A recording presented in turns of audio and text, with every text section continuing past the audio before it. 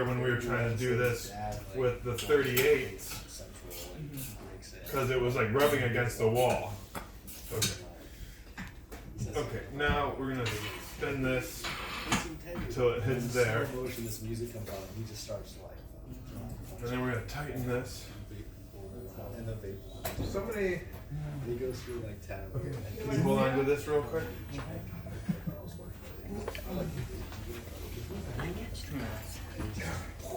Okay, real quick. Is this supposed to be even? Yeah. Like that, maybe? Does that look better? Down this Down on this? Well enough. There you go. Yeah, something like that? Okay, cool. Great. Okay, great.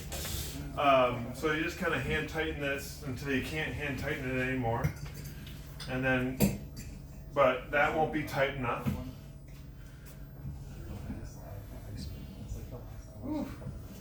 Now you take your wrench, hopefully you got a wrench that has a big loop like this, and you can stick this in here and you can get more torque on it and just keep going like this. Now there's a couple things that I didn't talk about that are really important, but this is just kind of a demonstration purpose. But I think I put it in here. You know, probably every key grip and Best Boy have a stud finder. You want to use this to place on the walls, and it'll tell you where the stud is. And you want to put this in line with where the studs are because yeah, exactly. Because you know drywall is only so strong or plaster or whatever. Yeah, you crank it down and it punches big holes into like a mansion. That's bad. That's bad news. Another thing too is you want to protect this plywood from damaging the wall. Right now, or at first we used to put Duvetine because we always kind of had Duvetine on hand, and we would wrap these 1x1 3-inch quarter ply pads in Duvetine because we thought that that was soft. But I've seen Duvetine rub black off on the walls, which pretty much damages the walls in some way, whether you got to repaint it or wipe it off or whatever. So we've found that using muslin is the best thing to do. White muslin. It's probably fine if it's unbleached or whatever. And that's usually something that we usually have on hand in scrap form that you can wrap the plywood pads in to protect the wall. You can also put rubber matting on the back sides of it or put foam core. But regardless of those materials, especially the black rubber matting, I would put white muslin on it so that it doesn't ruin or damage the wall. And then, yeah, making sure that you're placing it in line with the studs or whatever. Yeah, so, you know, I just don't think we have enough time, but like, you know, we would set 2 of these, we'd run a pipe down the center, and then just like how you guys were playing with the baby cheese or whatever, we'd put a baby cheese, you know, and we could slide.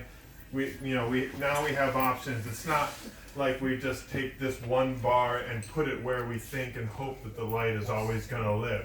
We got options. We're going to set a bar down the thing, and then if all of a sudden the DP wanted to put the light over here, we could either put it on an arm and offset it or something if it's light enough, or we could take this rail that's down the center and we could just move it over. So now we have this flexibility, and then the point can go up and down the speed rail to have optimal flexibility. And then it's nice to have that speed rail run because then the electrics can run their cable all the way down the speed rail, and you know the shot's coming in like this, so we can run the Stinger or whatever power down this way, or even down here like they ran all this, you know, because when camera's pushing in this way, we'll never see that.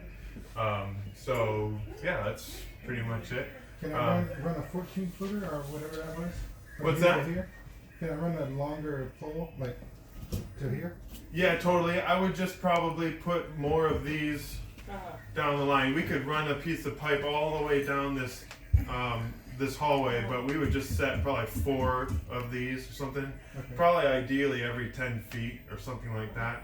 it just kind of depends on how heavy the fixture is and or how many of them or whatever. But I could see, you know, a couple light mats or something like that.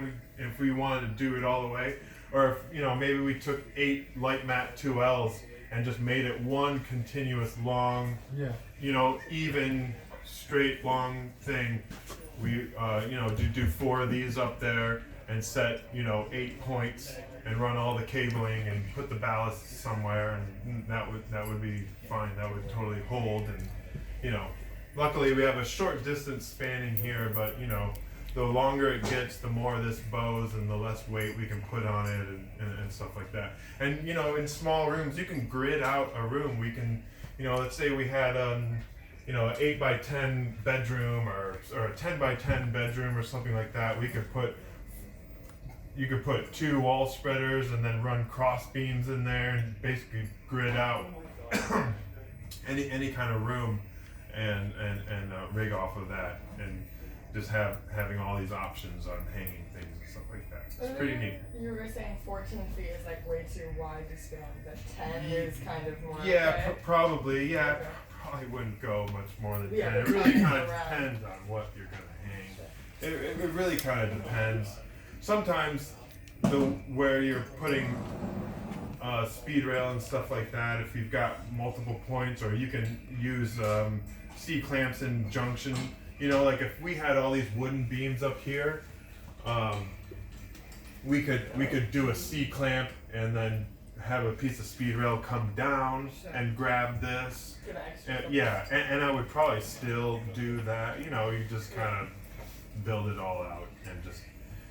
I would over rig to make sure that it's safe, then worry about under rigging it and having it fail. Yeah. All right. Any other questions? No? Yeah? Cool. Awesome. I know it's hot. Nice job. Thank you. I wish you guys had a chance to do this, but I don't know, maybe we'll do another intermediate. You know, this was kind of the first time doing this intermediate class, and I know there was a lot. You know, I'll tweak it out a little bit. We'll do it again, or you know, I think this stuff's really important and good for you guys to learn how to do. And it would be good to get you guys more hands-on experience getting these rigs and types of rigs built. So Cool. we'll do more. Thank you, Matt. We All right, appreciate it. guys. Thank you. Thanks for coming. Woohoo! So I've done one of these before. It was Bunch of ugly motherfuckers. Yeah, cool. Okay. Good time.